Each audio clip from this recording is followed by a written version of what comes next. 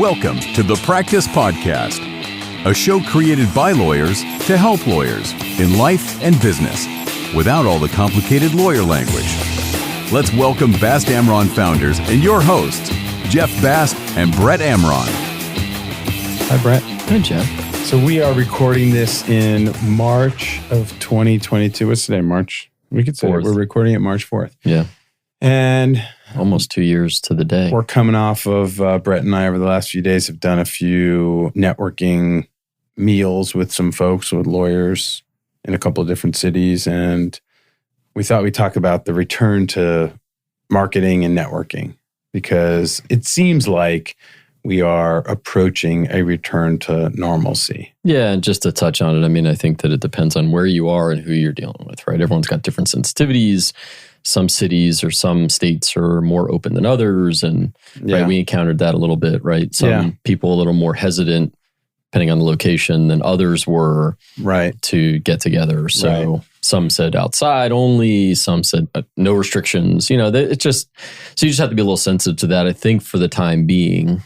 But it seems like everything's starting to open up a little more, and people are definitely more receptive to getting together. Yeah, and I think, in fact, you know, one of the meals we had was a celebratory dinner out in Seattle for a successful outcome in a case. And that dinner itself has been delayed multiple times. Months. Yeah. But we finally got to a point where everyone was comfortable, and we had some critical mass. What do we have? 8 people. Yeah. And, well, one, it was a success to celebrate, but also I think people were really, happy to see us, but also just happy to be out and socializing again. Yeah, and in fact, at that same restaurant, right, we came to learn that there was actually a delayed Christmas party in March, and people were hooting it up, having a great time. And I think, you know, people are pining for that connection in person. And some of the meals that we had, I mean, people were really enthusiastic about being back, appreciated the connection. Yeah. Not just with us, but even with the other people that were in their area. Right. They hadn't connected They hadn't seen each other in person. And I think a couple people didn't even know each other. We introduced them from across the country. Right. And then some people hadn't seen each other in person in a couple of years. Yeah. And even though we see each other on Zoom, it's just not the same. First of all, I'm a hugger, you know, so it's actually nice to give someone a hug. It really is. Jeff's a hugger. I'm a hugger. If anyone that's listening to this podcast wants to... Nelson, we need to take that quote and we just need to pull it out, and then we can use Jeff's it. A hugger. I'm a hugger. I'm a self-proclaimed hugger. I called myself a hugger. Jeff quoted himself as, I'm a hugger. We're just going to take that quote and we're just going to use it. For sure. I attended an event recently. It was about health and wellness. And one of the things they said was you need 8 hugs per day for maintenance and 10 for growth. So is it from anyone, or I don't think they should be random. Randos on the street. I still think I do say one COVID modification that we have is I ask now more than, which is probably appropriate anyways. You know, you shouldn't just go up and randomly hug someone. But so should I feel bad that you don't just randomly come hug me? I'll hug you anytime. Or that you don't even, you don't even ask. I mean, that's, I feel like this is a podcast episode that's going off the rails. Totally off the rails. We're talking about hugging.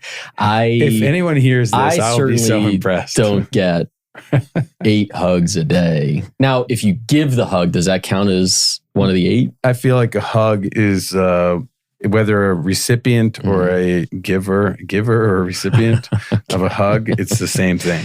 All right. So, so you have to the push benefits your 8. are mutual. Yeah. Okay. That's fair. Yeah. So, I'm definitely not getting 8 a day. I don't either, you know. Actually, maybe when my kids are all in town. Send this off the rails, but do your pets count? Like, because I would think so. Yes. Why not? Well, then, I think I'm above 8 for sure. Well, you have 3 dogs, so right off the bat. Without my dogs, I'd be 0. But I think with the dogs, I think I'm at least 8 to 10 a day, I think, for sure. So, that's all right. So we can finish with the hugs. Anyway, back to networking. First rule of networking, only hug if you're given permission. Don't just randomly walk up and hug someone. I would say that's not just a rule for networking. Yes, I'll agree with that. Workplace, life in general. But I think actually, but that is a new custom though, is that when we greet someone, we're kind of a little bit more cautious, even about a handshake.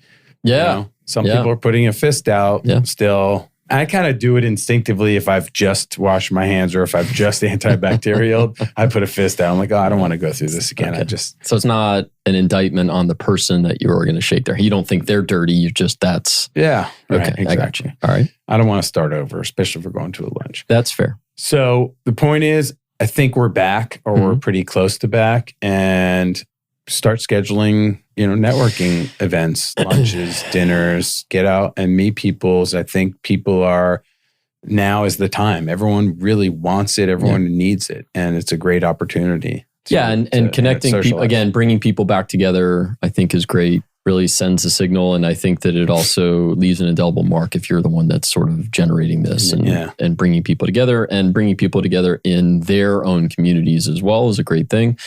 And just sort of just talking. I mean, obviously there's always the first, 10 minutes of every conversation that talks about the last 2 years and everything that's going on and what they've been through and what you've been through and all that. And everyone has that camaraderie. I think everyone's been through it in varying shapes and sizes, but I think everyone's been through the same thing. And then it just gets back to conversations about what's going on in your particular practice area, what's going on in your community in terms of the work and your firms and things like that. And it felt really good. It felt really good to be there and talking to people and having those conversations. I agree. We forget about often the importance of, the human connection, and really, we talk about this a little in the context of business development, that, business development is not just sending out a brochure. In fact, I would argue it's not that at all. It's about building relationships. And the way we do that is by interacting with people, either in our sphere or outside our sphere, and just people that we work with. And you and I have talked about this as well, that we are at a point in our careers where we want to work with people that we like. And it's the same people that I want to have lunch with. I don't want to work with someone that I don't want to have lunch with, Right. And fortunately, we're at a point in our careers where we have that luxury to some degree. And so what better way to resume and build the business than get back to having lunch with people that you enjoy having lunch with? It's kind of a no-brainer. It's a win-win for everyone. Yeah, and I would even say that where possible, and this isn't the case with every matter where you have somebody on the other side, but why shouldn't you also connect with and have lunch with, or just connect with somebody who is on the other side? Not somebody you know for a long time, but let's say it's somebody new in a case you're working with, and why not connect with them? I mean, great idea. It should be, right? I mean, that's civility, and that's the way it should be. And yes, you're going to argue about issues, and maybe there's some things that happen in the case, but I just don't see any reason why you shouldn't be able to connect with that person and have a relationship moving forward. One form or another. It doesn't have to be the tightest relationship or whatever it is. Right. But I just, why not? I mean, just because the clients are adverse in some respects, not always all, doesn't mean the lawyers have to be, hostile to each other, even if the clients are. But also, it makes for a more civil engagement, in the case. But also, it's a better opportunity to find places where your clients or each other have issues in common. So there may be, you think that there's a dozen issues in a case. We're adverse on every single one of them, but upon speaking, you maybe find two that, oh, well, wait a minute, actually our interests are kind of aligned here. And oftentimes those serve as a bridge to resolution. Right? But even from a networking perspective, yes, 100% of what I agree 100% what you said. But even from a networking perspective, I mean, just to get to know them. Yeah, get to know them. I mean, who knows what's going to happen down the road, right? We find ourselves on the opposite sides of matter in one case, and then maybe on the same side in the next one, or maybe that lawyer they were in the opposite side of is looking for a lawyer has a client. So that's one of the best compliments you receive is a reference from your opposing counsel in another case. When they respect you enough to refer a case to you or a client to you, that's, terrific form of... Yeah. So I think definitely it starts with reaching out to people, right? And trying to connect again, if you haven't been already in contact, reaching out to people and seeing if they're ready, to get together. Yes. Yeah, I agree with that 100%. You need to feel them out. But I also strongly subscribe to the notion that it's not enough to say, hey, do you want to get lunch? If you're serious about it, you say, hey, do you want to get a lunch? Here's a few dates that I'm available. If you really want to initiate something, you have to go that extra length. Because how many times have we have that exchange with someone either by email, we should go grab lunch. We should get lunch one day. Hey, thanks for the email. I can't do whatever, and we should get lunch someday. One of these days is none of these days. It's like if you want to do something, initiate it. Say, hey, I would love to get lunch with you. Here are a couple days that work for me. Right. If you're interested, let me know. Right. Right. I just did that. I had a call with a lawyer that I know from a former firm, and we haven't spoken in years, and we connected on a specific issue. And I said, hey, I would love to catch up fully on, let's get lunch. And he said, oh, that's great. Send me an email. And I'm sure that he thought, okay, it was one of those conversations where that was the end of it. But the next day I sent him an email with, a bunch of dates, and we're going to have lunch. That's great.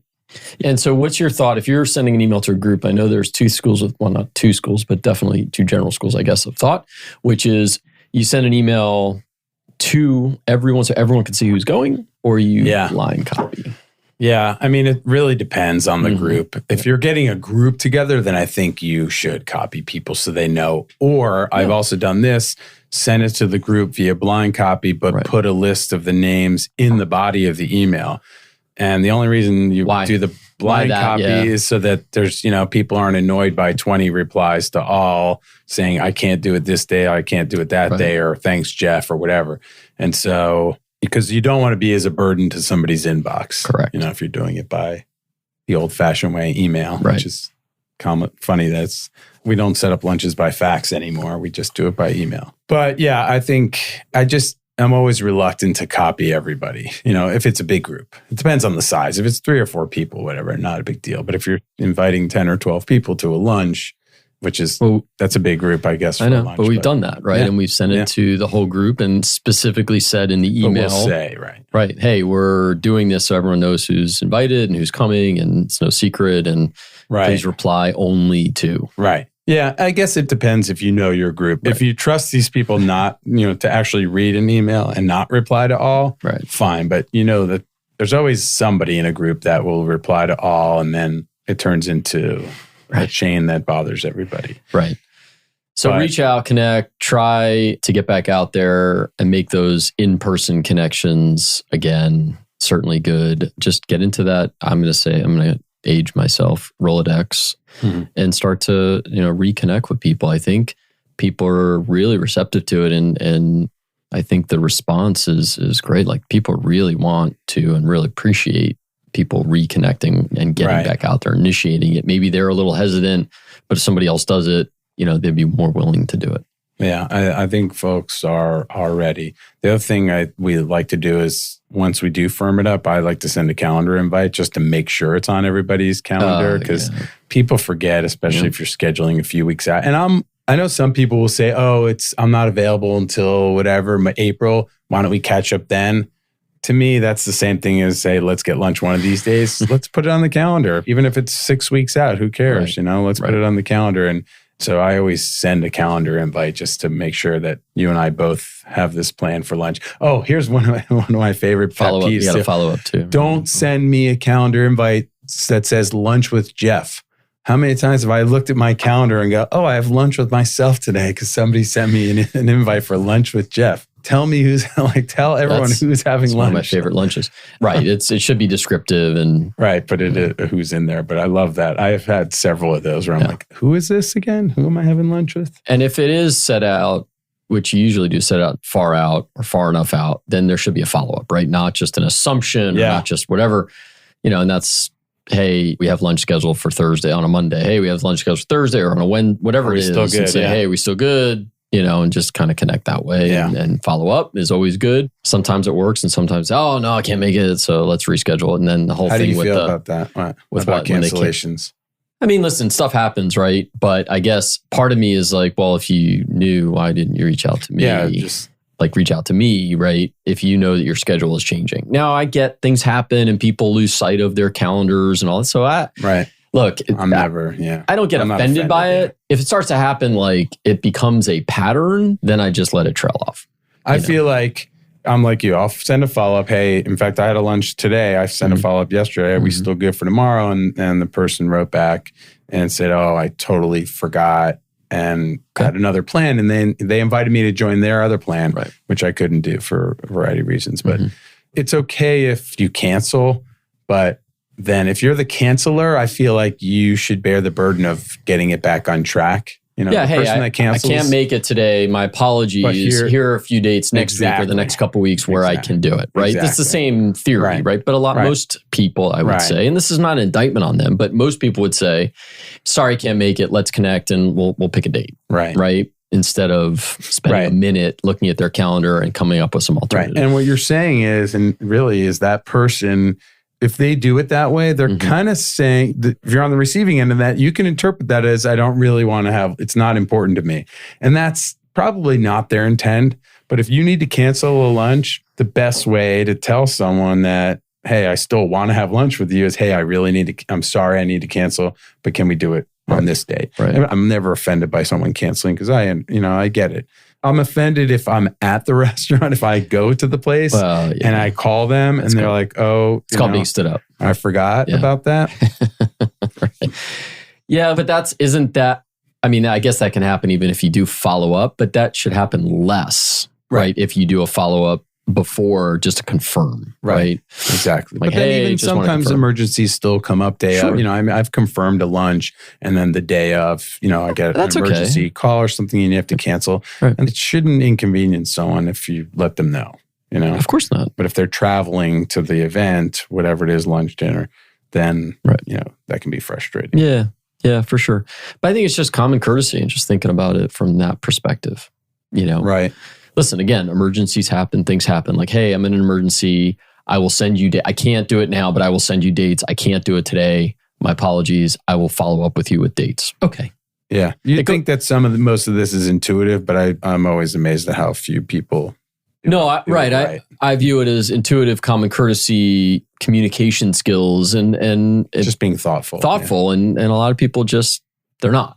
I mean, they're just not. They're just focused on their own stuff. And they're busy. And they're busy. And so sometimes that I understand that, but that does not come natural. Like I would always, even if I'm in the middle of something, I would send it and always do a follow-up or whatever. The other thing is try to be on time. And no. Be on time. I'm going to disagree with you on try. Okay. But sometimes, we're business people and we get hung communicate. Up. You're on. Exactly. So I had an instance, if I can just tell a brief story, where I was running late for a lunch and I had a call that ran long and I had selected the place and I couldn't remember exactly where it was. And I wasn't, relying on one of the, GPS. I knew about where it was. And for some reason, I turned down the wrong street or whatever. And I couldn't get there. It was just one of these frustrating moments. And I'm trying to call the guy and I can't get through and I'm cursing and all, I'm like, I'm so mad. I'm like, oh, man, I really am. It was like, 5 or 10 minutes late. I show up, I walk in, I'm like, I am so sorry. He's sitting there. He goes, no problem. I go, I'm really so sorry. He goes, yeah, it's fine. But I got a message from you. And I'm like, you did? He goes, yeah, it's you answered. You go, mother effer. And then you hung up. And so that's the other thing. If you're calling someone, make sure you're disconnected before you're cursing or anything like that. Because I thought I couldn't get through. I was so mad I couldn't get through to him. And it turns out, luckily this is a friend of mine. It wasn't a big deal, but it was a little comical. I'm like, thank you for telling that story. That day too. I appreciate that. Look, man, things happen, but it's a communication issue, right? Like it's just, if you're on your way and the bridge goes up or there's an accident or what, okay, so you make a phone call. And that's the other thing. Make sure that you have cell phones, exchange cell phones. Oh yeah, great. Right? Good call. So you could call the person if there's an issue. If the person doesn't or you can text, presumably if you're stuck and you're not driving, right? Or send an email if you're stuck and not driving, something like that. But certainly exchange cell phones and say, hey, I'm on the way, but I'm in the middle of traffic. There's an accident. My apologies. I'll be a little late or whatever. And it's just a communication issue. And it's being thoughtful and saying, well, what would happen if I was sitting there? Right. Right. Like I wouldn't want to just be sitting there not knowing what's going on. Right. This 5 minutes, 10 minutes, 30 minutes. I'm not going to sit here 30 minutes. But if you're I think they call it what? Ghosting. Just not show up and just not communicate. Yeah. Other than in a complete emergency situation where maybe you can't do that, which, okay, fair.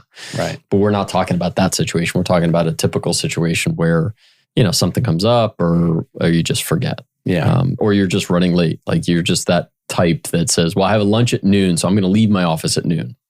So I'm definitely going to be there 10, 15 minutes late at least. And that's just how I operate. Like that's not very respectful, I don't think, of someone's time. You should be respectful of their time, just like you would want them to be respectful of your time. And that to me is how you build relationships. Yeah. Yes. So on time show is late. Up, follow up. Right. What is the saying? On time is late.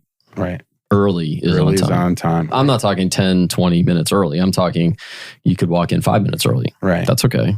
Like there's no shame. I like to get there before the person. There's no shame in that. Survey the scene. You pick the seat you like. You get to preview the menu. Why in our society is there this, or maybe it's just with lawyer, I don't know, but there's like this shame in, well, if I'm too early, it just looks like I'm either too eager or I don't have anything going on. Yeah. I don't know. I have an observation. I do think that Zoom or video conferencing added punctuality. I think people are more punctual now generally with video conferencing because everyone we've been trained to kind of do it a few minutes early because there's technical issues and things like that. Video, you can't get connection issues. So, I've had some people that have poked in like 5 minutes late, and it happens sometimes, but generally I am always impressed by how many video conference calls I have that start on time, right on time. Yeah, everyone's there. Right. So now we can just take that model and just apply that it to everywhere else. Right. Like why are we not doing that? Why is that an issue? And now I think people would say, I'm sitting at my desk and I just click in. It's super easy. But okay, so you get up 10 minutes early, you just go. Right. Plan your day accordingly. And so again, it's just to me, it's a respect issue. Right. All right. So we talked about scheduling and getting there. And then the other thing is, I think perhaps the most important one is just to follow up. I think it's really important when you have a good lunch, dinner, meeting, whatever it is with somebody, especially someone you just met or you've met for the first time or connected for the first time, sending a follow-up is really important just to connect and make sure you have each other's contact information, or if there was something that came up during the conversation that you want to follow up on, just to make sure people remember. I think it's a great practice. Yeah. And then, follow up again. In other words, once you connect with somebody, if you go to lunch or coffee or breakfast or whatever it is, then put it in, however you want to keep it, put it in the queue or whatever, and then do another follow-up at some point. Yeah, in a perfect world, you're doing it with them routinely, periodically. But I think that's aspirational. It is more than anything. Sure, I don't really do that, admittedly, but I think it is a great idea. Not on any I don't do it with any sort of regularity. Like, I had lunch with this person 3 weeks ago. I'm going to set another one. No, I don't do that. But you should be thinking about that periodically, right? Reaching out to people, connecting with people, not just one-off. And saying, oh, great, I had that lunch with that person, so that's great. I've got that going. And then I'm going to do, no, I think you have to have some consistency to it, right? This is, in the running vernacular, this is a marathon, not a sprint in terms of creating relationships. And you have to continue that and create those relationships so that when you go to the next conference or you go to court or in deposition or mediation or, I know, hey, Jeff, I've known Jeff for 15 years. We had this case together 10 years ago and we, whatever. And it's a connection and that pays dividends long-term, not just in terms of business development and networking, but also in terms of just the specific case itself, right, in the matter. Because when people are civil to each other and they get along, doesn't mean they can't argue about the issues, but it's going to help in terms of moving things along, right? Yeah. Well, it facilitates honest and open communication and fair, fairness. And by the way, you may actually, gain some friends, as odd as that may sound. Like we have over the years, I definitely count, a number of people as friends that I've come to know through the practice of law. Right. And even some of those, not only are they opposing counsel, some of them in cases where things have gotten heated at times. And you have some comfort to know that even though things got a little heated at a mediation, for example, or that something. That never happens to me. Or it's in some other circumstance, that, hey, this is a friend and this person should know that my hostility or my anger or frustration is not directed at him or her as an individual, but rather at the circumstance and the client and the position or whatever it is. Right. Exactly. And so that you could pick up the phone and have that conversation. Right. But you actually told me recently about a circumstance like that where you called the person after and said, hey, I just wanted you to make sure, Right. And everything was fine. And they told you, yeah, of course. Yeah, because it's not, I'm not making anything personal as to any particular lawyer. And that's first and foremost, right? But a lot of lawyers don't get that. No, a lot of lawyers do make it personally. Well, they take it personally, but they also make it personal. Right, for sure. Listen, in the heat of battle, in the heat of litigation, it's not always easy. And a lot of people, get their backs up and they get defensive. And I completely understand it. And I've certainly done that myself. But you have to know that you're going to be in this profession for a long time, and that those people on the other side that are the lawyers representing the others on your adversaries or the opponents to your client are going to be there for a long time, and you've dealt with them, and you may be on the same side of a case moving forward in the future. You may not, but you just have to kind of know that and act accordingly. And that's why I did pick up the phone in that particular instance and say, I just want to make sure that we're good, that there's no issues. And the response was, yeah, of course. Yeah. Thankfully. It's always good to communicate. Yeah. I want to make sure that was true. And yeah, you have to communicate. This is what it's all about. It's why it's one of our core values. We communicate. And, it's so often we take things for granted, or we just assume that someone understood something. If that individual that you called might have thought you were directing it to him personally. Right. And if I didn't pick up the phone and get that, have that conversation. Right. Exactly. Yeah, there's really almost no downside to calling and saying, because like you said, what if I did? Then we could actually have that conversation and maybe smooth it over. Work through it. Yeah, exactly. If there was an issue, that would be the time. You gave him an opportunity to say, hey, Brett, I thought you were a real, nice guy. Yeah, you were unnecessarily hostile in this situation. Right. And you can say, well, I thought it was appropriate for this. And I would say, let's hug it out. And can we come back to that? What better way to seal the relationship than with a hug? Let's hug it out. I think we need to make that one of our core values. Hug it out. Yeah, that's rule number 1 and number 5 of how to network. Ask for a hug and then finish with a hug. But which comes first? Ask for the hug. Always first. Ask. I think we've established there's not a hug without a request. There's always a request. 100%. I think yes. I think that's hug and then say, "Is it okay if I?" It's in the handbook. I think you should definitely ask for the hug, or ask if it's okay to hug before you do that. I think what I say is, "Are you hugging? Are you hugging these days?" Like you kind of give someone. But isn't that open-ended though? To me, the response would be yes, but not you. Yeah. Right. So maybe are you okay if I hug you? Right. Maybe that's the. Are you willing to be hugged by me? Would be the appropriate. I think we can come up with 20. We could do another episode on 20 different ways to ask for a hug. I don't think that would be a good one. Nelson, thank you for your patience, for allowing us to do this in this manner. If you like this episode, which would be shocking to us, no, I'm kidding. If you like this episode, give us a 5-star review, share the podcast with your friends and family, and have a fantastic. And most importantly, hug someone. Thanks, Nelson. Thanks, Jeff. Thank you.